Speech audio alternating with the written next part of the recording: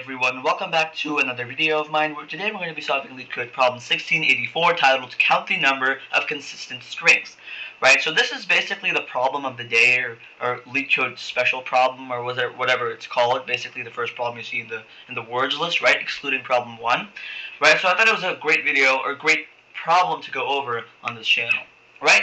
So the problem statement is pretty straightforward and it's pretty concise, so let's just go ahead and quickly read over it. And it says, we're given a string allowed, right? And this allowed string is basically consisting of distinct characters, right? An array of string words, right? And the string is consistent if every single character within that string inside of our array actually appears in the string allowed, right? And we simply need to return the number of consistent strings inside our array words, right? Which is basically the other parameter or input after allowed string, right? So in example 1, the two parameters we get are the allowed string, which of course in this case is going to be the string of A, B, right? And the words is basically an input array of nested strings, which in this case is going to have the string AD, the string BD, the string AAAB, the string BAA, and the string BADAB, right?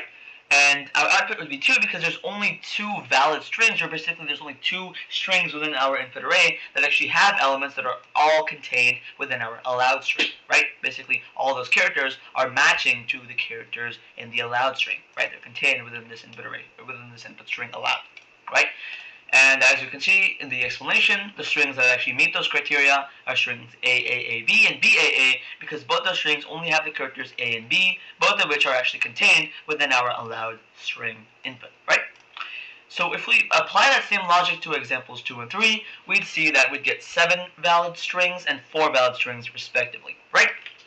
Okay, so what is a nice, neat, organized way that we can actually go about this problem? Right, and I'll give you a few seconds to actually kind of just go over this problem in your head and think of the solution. And yeah, I'll get back to you in a few seconds.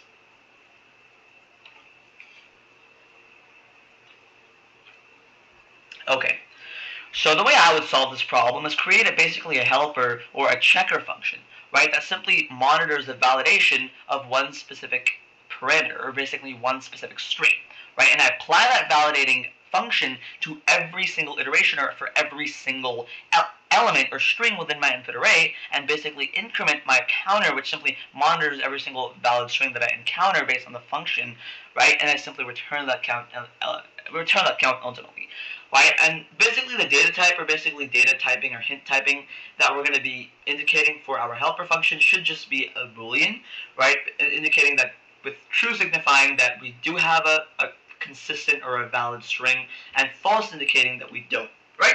And of course we'll increment our count variable by 1 if we actually have a valid string that is determined by our function with its boolean value output, right?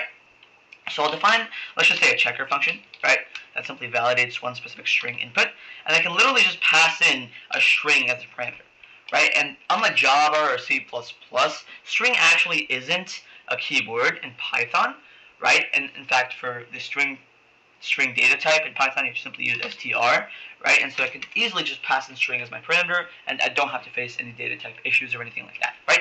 So I'll define a checker, pass in a parameter of a string, and now I'll actually have an initializing variable that simply is going to be set to 0, right? And this is basically going to monitor every single valid element that we actually see so far in one specific iteration of our input string, right? And this ultimately has to be equal to the length of our string, meaning that every single character within our string is actually valid, and it's checked, basically meaning it's within the allowed strings, right?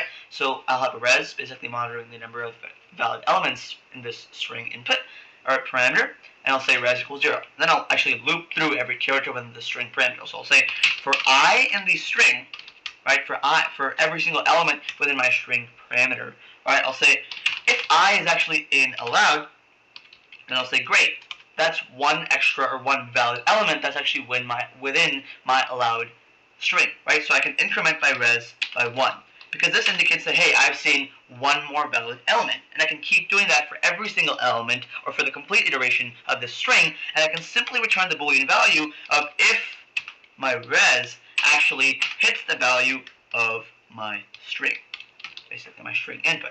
And what this 8th line of code is saying is basically we simply have to output a boolean value for this function if our resolution counter is basically equal to the length of the string, basically meaning if the number of characters that we actually checked and validated is actually equal to the number of characters in a string. If it is equal to that, then basically every single element or character within the string that we're checking for this execution of this specific function or iteration, it's basically all valid. Every single element within the string parameter in this specific iteration is valid, meaning it's contained within the allowed string, and so we've had a valid string, right?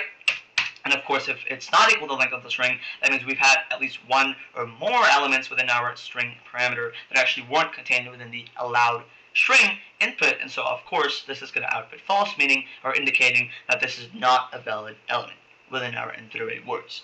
So now let's actually get to the iteration of our main input, basically the words array. So I'll initialize a counter variable that's going to be within 0, and I can't use this res again because this is native to this function for one specific execution of this function. So I'll initialize a count variable, and this count variable is essentially going to monitor the number of valid strings and actual elements instead of just characters within my input array words to check how many valid words I actually have determined by our checker function. So let's set a count equal to 0, and now we'll say for j in the words, right? So for j in every single string in words, if checker, right? If checker with the parameter at j, basically the current string that we're looking at within our words input array, if that's actually valid, so we can just simply validate that like this in Python. If checker at j is actually equal to true, I can also do it like this. It really doesn't matter, right? Both of these are the same thing. If checker at j is non-false or non-null, I can simply increment my count by 1 because that indicates that I've seen one extra valid string within my input array words, which I can ultimately return count once I'm done with this iteration on line 10, and I've basically iterated through every single element or string within my input array words to check if it's actually a valid string as denoted or outputted or signified by my checker function, right? And unless I made any syntax errors here, this should be completely fine and it should be accepted rather. And as you can see, it is just about as efficient you can get, with its complexity being O of n times m, right? Where basically n is going to be the allowed characters and m is going to be the length of my input array, right? And of course, memory complexity wise, this is simply going to be constant because I'm not actually really using any extra data structures or anything. I'm simply working with solely the parameters within my input array words, right?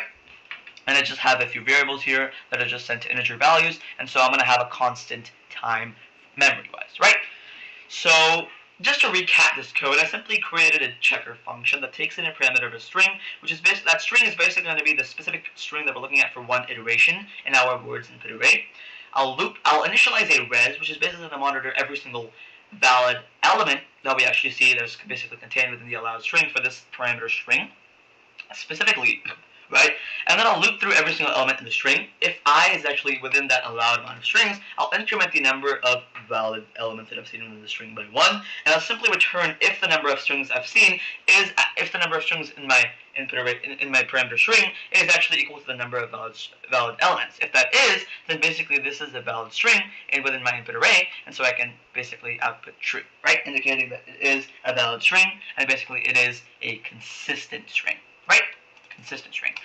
And then I'll initialize a rather global variable that to be 0, and I'll initialize it as count, right? And this count variable is simply going to monitor every single valid string rather than element that's actually contained within my input array words. I'll loop through every single string in my words array, and if checker at j, or basically if it's true, if checker at that input string j, or basically the current string that we're looking at for one specific iteration in our words input array, if it's actually true, I'll increment the number of, or I'll increment count, or basically the number of valid strings that I've seen within my input array by 1, which is essentially the integer value that I'm going to be returning once I finish this iteration on line 10, or once I've basically checked every single word within my input array words, right?